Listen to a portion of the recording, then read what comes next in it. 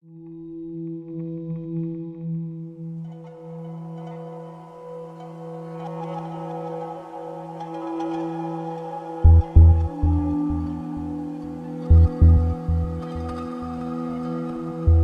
muy emocionado de estar aquí en el Cerro del Tesoro. No pensé que me iban a dejar entrar. Es una iglesia enorme, muy moderna, que está en construcción. Y pueden ver ahorita el atardecer, está muy bonito. Voy a hacer algunas tomas con el dron. Realmente estoy muy emocionado. Desde que vine a Guadalajara he querido hacer esto y pues este es un lugar muy bonito.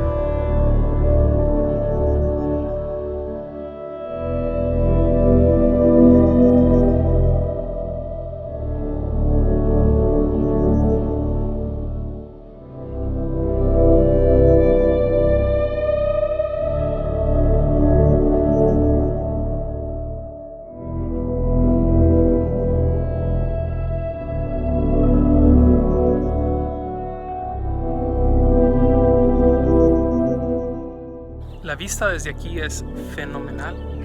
Generalmente este lugar está cerrado. Estoy súper contento de haber podido grabar hoy. Espero les gusten las tomas.